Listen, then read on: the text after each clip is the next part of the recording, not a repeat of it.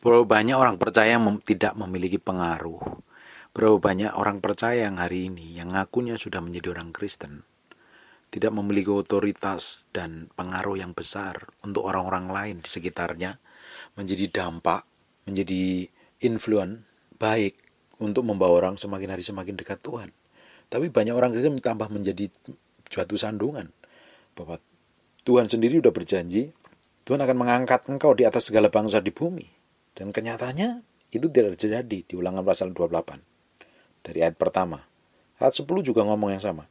Maka segala bangsa di bumi akan melihat bahwa nama Tuhan telah disebut atasmu dan mereka akan takut kepadamu. Bayangin, ini janjinya Tuhan. Maka segala bangsa di bumi akan melihat. Semua orang akan melihat kita real manifestasi kuasa Tuhan, real menyertain kita, bahwa nama Tuhan telah disebut atasmu. Kalau nama Tuhan disebut atas kita, itu artinya kita itu memiliki otoritas kuasa. Karena Tuhan benar-benar berkuasa atas kita.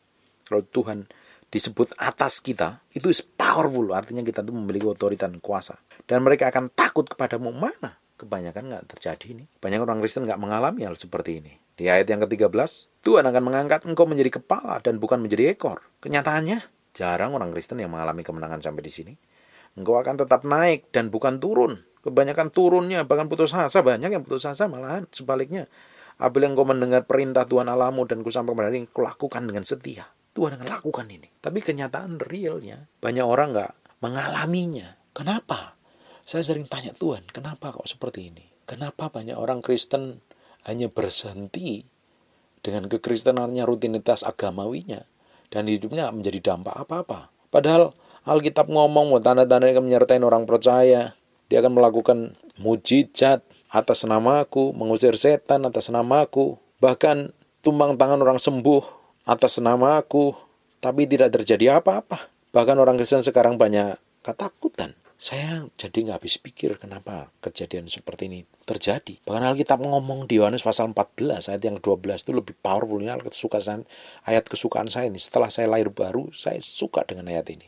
Dan saya ingin ayat ini digenapi dalam hidup saya. Aku berkata kepadamu, sesungguhnya barang siapa percaya kepadaku, percaya tok kepada Yesus, percaya kepadaku, ia akan melakukan juga pekerjaan-pekerjaan yang aku lakukan, bahkan pekerjaan-pekerjaan yang lebih besar daripada itu.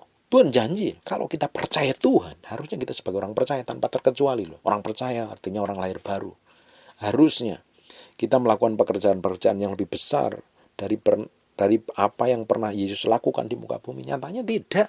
Nyatanya banyak orang Kristen membeli. Bayangin, kalau orang Kristen ini memiliki otoritas dan kuasa, dalam satu gereja ada kira-kira jemaatnya 1.000 atau 2.000. Bayangin, dia berada di kantor, memiliki otoritas dan kuasa. Di pabrik, di toko, ketemu orang di jalan.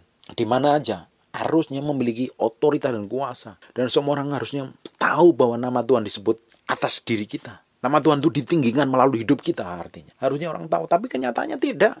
Berapa banyak orang Kristen yang hari ini terjerat dalam dosa, terjerat dalam perzinahan, terjerat dalam kelemahan-kelemahan tubuhnya, dan sehingga Tuhan tidak berkuasa sama sekali, bahkan malah berkelakuan seperti orang dunia. Karena apa? Orang Kristen hanya berhenti sebagai orang percaya tok di gereja dan melakukan rutinitas agamawi. Karena menjadi orang Kristen ya minggu ke gereja atau hari Sabtu ke gereja. Terus hari Jumat ya ibadah, sel, CG, mesbah keluarga, family altar, atau apapun juga lah namanya. Hanya malah berhenti sampai situ. Terus minggu ke ibadah lagi. Apa bedanya kita dengan orang-orang lain? Agama lain yang mereka hari tertentu juga ibadah. Tapi kalau kekristenan itu hanya berbicara tentang rutinitas kehidupan agama yang dilakukan secara rutin tanpa memiliki hubungan pribadi dengan Tuhan. Itu hanya sekedar beragama, tapi tidak memiliki kehidupan di dalamnya. Tidak heran, kekristenan menjadi tidak berotoritas dan berkuasa. Saya berdoa akan lahir satu generasi, mau itu orang-orang tua, mau itu orang-orang muda, yang hidupnya benar-benar didedikasikan, memiliki kemurnian yang benar-benar tulus di hadapan Tuhan, memiliki otoritas ilahi. Dia akan berada di jalan, di kantor, di bisnis, di pabrik, di pasar, dimanapun berada. Orang bisa merasakan bahwa Tuhan bekerja atas hidupnya dan Tuhan manifestasi atas hidupnya. Kita harus lakukan itu. Beberapa tahun lalu ketika saya ngonselingin orang di Central Park, saya udah pernah saksikan ini. Ketika saya ngomong-ngomong biasa dengan orang yang saya konselingin, tiba-tiba ada pembantunya datang, duduk di situ, dengerin apa yang saya sampaikan, tiba-tiba dijerit manifestasi, ternyata dia punya ilmu macan putih kalau nggak salah atau apalah itu. Dan saya suruh diam dalam nama Yesus, diam. Dan itu di mall, di Central Park, semua orang lihat dan saya ngomong Injil dengan gagah beraninya. Kok saya setelah itu mikir, setelah sampai rumah baru sadar, kok berani banget saya ngomong Injil. Dan semua orang lihat bahwa saya sebut nama Yesus ini, itu orang kerasukan untuk diam. Akhirnya saya bawa keluar dan dikonselingin gereja. Harusnya kekristenan itu manifestasinya itu seperti itu. Ya udah, kalau nggak memiliki urapan dan kuasa untuk mengusir setan, paling tidak ya contohin, miliki hidup yang memiliki memanifestasikan nilai-nilai kerajaan Allah. Kalau kekristenan kita ini memiliki manifestasi nilai kerajaan Allah yang real yang kita hidupin hari-hari, dalam hidup hari-hari, karena kekristenan yang sesungguhnya bukan ibadah 2 jam di gereja atau ibadah di rumah 2 jam juga, tapi realitas kekristenan adalah kehidupan 24 jam dalam sehari, 7 hari dalam seminggu, 30 hari dalam sebulan, dan 365 hari dalam setahun. Itu praktek hidup, penghidupin firman. Praktek hidup, itu real. Jangan gampang ngutip ayat untuk nyerang orang lain. Saya udah sering kali nih, karena banyak orang pakai ayat ini untuk membenarkan dirinya, pakai ayat ini untuk nyerang orang lain. Tidak ada gunanya. Kita itu belajar firman untuk membuat hidup kita itu semakin hari semakin mencintai Tuhan, dan semua yang najis dan kotor dalam diri kita itu disalibkan. Kita berjalan dalam kekudusan, kita berjalan dalam kesucian. Bukan malah pintar menghakimi, pintar menilai, pintar meributkan doktrin. Buat apa doktrin diributkan? Realitas. Hidup kita harus memiliki pergaulan intim dengan Tuhan. Doa. Berapa banyak yang sungguh-sungguh berdoa. Nyembah Tuhan, kenalin Tuhan. Tapi saya percaya hari ini dibangkitkan banyak orang yang berdoa untuk bangsa kita. Benar-benar hidupnya murni untuk menyembah. Kenal isi hati tentu banyak sekali hari ini. Tapi realitas rata-ratanya tidak seperti itu. Dan saya percaya bahwa Ibu mendengarkan firman ini harus ambil keputusan memiliki kedalaman, keintiman dengan Tuhan yang berbeda. Dimensi pengenalan kita harus berbeda. Dimensi pengenalan kita harus dalam. Sampai kita benar-benar mengerti dan merasakan isi hati Tuhan. Itu yang Tuhan mau. Bukan hanya sekedar agama-agamaan. Agama minggu ke gereja, agama ini tidak hanya menyelamatkan. Apalagi denominasi gereja nggak menyelamatkan. Tetapi Yesus yang menyelamatkan. Bangun hubungan keintiman supaya kita memiliki otoritas dan kuasa. Jangan hanya pinter khotbah. Saya pun kalau udah ngomong begini, saya yang tertemplak sendiri. Saya pun juga harus praktek hidup. Yang nikmati hidup saya adalah istri saya dan keluarga saya. Orang-orang sekitar saya itu menikmati Yesus dalam diri saya. Orang-orang yang saya layani menikmati kuasa Tuhan yang bekerja di saya. Harus hidup itu harus memiliki cara yang berbeda, cara yang berpandang yang berbeda. Sekarang bukan saatnya hidup kita itu main-main. Kristen agama-agamaan. Kristen itu bukan agama. Kristen itu kehidupan yang mengikuti cara hidup Yesus, mempraktekkan firman 24 jam sehari. Realitas kehidupan kita harus berpadanan dengan Injil Yesus Kristus. Ketika kita ini, hidup kita itu berjalan seperti apa yang Tuhan mau, itu diperlukan proses waktu. Tidak ada yang bim salah bim jadi. Seminggu langsung hidup kudus. Bagaimana bisa? Seminggu langsung hidup sesuai berjalan, itu tidak bakalan bisa. Bayangin, kita udah bertahun-tahun, ada yang umurnya 40, ada umurnya 50, umurnya 30 tahun, ada umurnya 20 tahun. Selama itu nggak peduli dengan Tuhan. Pikirannya pikir cara dunia. Terus baca firman 2 jam langsung pingin seperti Tuhan, seperti firman. Ini mana mungkin, mustahil. Itu diperlukan proses setiap hari. Makanya perlu dengerin firman setiap hari itu. Mati daging setiap hari itu. Mati daging setiap hari. Matiin semua keinginan kedagingan kita. Hawa nafsu kita, ego kita itu perlu dimatikan. Kita tanggalkan, kita salibkan. Baru kita mengenakan Kristus dalam diri kita. Setiap hari. Bertahun-tahun. Saya pun sampai hari ini mengalami proses. Karena saya banyak mengalami kelemahan. Memiliki kelemahan-kelemahan yang harus dimatikan. Supaya saya ini didapati berkenan di hadapan Tuhan dan sempurna di hadapan Tuhan. Bapak Ibu harus mengalami yang sama.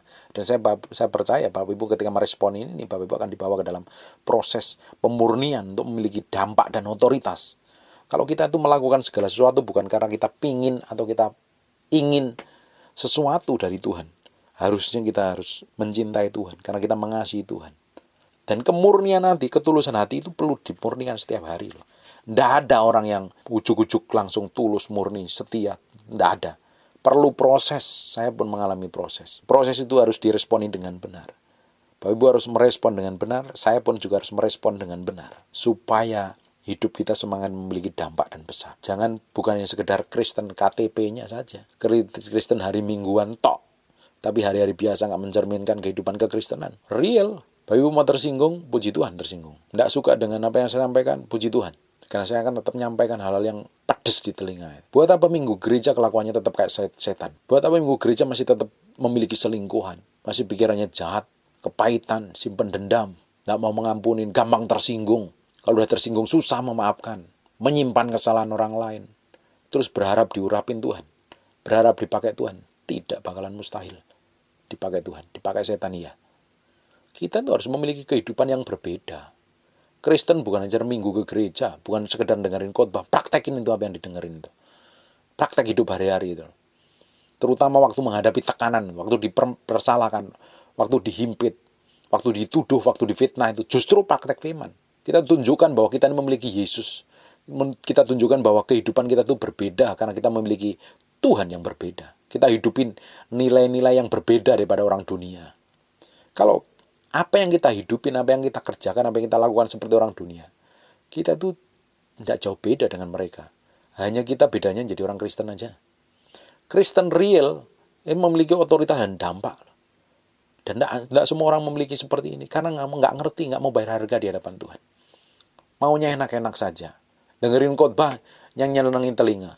Kalau khotbah tentang berkat, berapa banyak pendeta yang suka ngomongin berkat terus. Salah nggak ngomong berkat? Nggak salah. Saya suka berkat Tuhan. Tapi jemaat kalau dicekoin seperti itu aja, dikasih gula-gula terus. Lama-lama diabetes itu jemaatnya. Dikasih jamu, dikasih obat kuat. Jemaat harus dilatih. Makan makanan yang keras. Makanan-makanan yang bergizi. Kebanyakan makanan yang bergizi itu orang nggak suka. Tapi yang gula-gula, yang manis-manis, yang sedap didengar, telinga itu biasanya yang disukain. Tapi kalau hamba tuh ngomong pikul salib sangkar diri itu rasanya berat sekali. Ngajar tentang kebenaran tuh malah nggak favorit, nggak disukain. Memang serial, tapi yang ngajar yang cetek-cetek, yang dangkal-dangkal tentang berkat, ini itu lebih disukain. Kalau kita mau real bertumbuh di dalam Kristus, kita harus makan makanan rohani. Kita berani jelas. Banyak orang nggak ngerti, dikasih makanan keras belum mampu mencerna. Karena pikirannya masih duniawi, penuh kedagingan, penuh hawa nafsu. Bagaimana pikul salib sangkal diri, nggak ngerti. Yang dijalani adalah kekristenan yang cetek, yang dangkal, memiliki kedalaman dengan Tuhan. Terus berharap dipakai Tuhan, berharap diurapin Tuhan, memiliki pengaruh yang besar, mustahil. Orang-orang seperti ini nipu kebanyakan. Berapa banyak orang Kristen menipu. Kita ini kalau hidup kita itu hanya beragama hari Minggu di gereja 2 jam tok. Tapi kelakuan kita tuh seperti setan hari-hari biasa, nggak mempraktekkan firman Tuhan, masih kepahitan, benci, dendam, jengkel. Kita tuh menipu diri sendiri dan menipu Tuhan, bahkan menipu orang lain. Kita nggak bisa lakukan seperti itu. Kita nggak bisa bermuka dua ngikut Tuhan tuh. Kalau mau diikut Tuhan, kaki dua-duanya nyebur dalam hadirat Tuhan. Mati daging, pikul salib sangkal diri. Kalau satu kaki di Tuhan, satu lagi di dunia, mendingan jadi orang jahat sekalian. Jadi orang jahat sekalian. Ngapain? Munafik di hadapan Tuhan. Kelakuannya sok rohani, tapi kehidupannya itu jahat di mata Tuhan. Tuhan nggak suka orang model seperti ini. Kita harus berubah. Saya pun belajar berubah setiap hari. Nggak enak iya. Mau nyerah, mau nangis, jerit iya kadang. Tapi itu adalah bagian proses kehidupan kita berjalan dengan Tuhan kok. Kalau mau jadi orang Kristen memiliki bobot dan kuasa dan otoritas, harusnya kita menaruh semua keinginan dan hak kita itu di hadapan Tuhan. Nggak ada motivasi yang lain kecuali Tuhan yang mau disenangkan. Hari ini, apa yang kita mau kejar? Semua yang kita miliki akan habis kalau kita meninggal hari ini. Bapak Ibu, semua visi Tuhan yang besar, semua rencana Tuhan yang besar, itu kan berhenti ketika kita ini, tubuh kita ini secara fisik itu kita meninggal, mati. Justru sisa yang ada, waktu yang ada dipakai bekerja dengan maksimal, menyembah dengan maksimal, melayani Tuhan dengan maksimal, melakukan segala sesuatu dengan yang terbaik untuk Tuhan. Baru kekristenan itu memiliki dampak yang besar. Kalau jadi karyawan itu bekerja murni dan tulus, mengabdi, jangan jadi kutu loncat, dikit sana, dikit sini. Belajar memiliki integritas. Kalau pelayanan juga sama.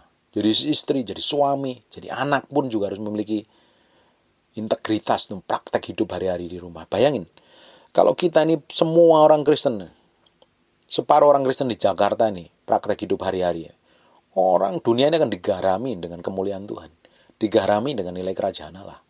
Kalau real orang Kristen di Jakarta ini, separuh orang Kristen real praktek nilai kerajaan Allah hari-harinya, orang di sekitarnya akan menikmati Tuhan kok. Jangan malah orang di sekitar kita itu malah tersandung dengan sikap dan kelakuan kita.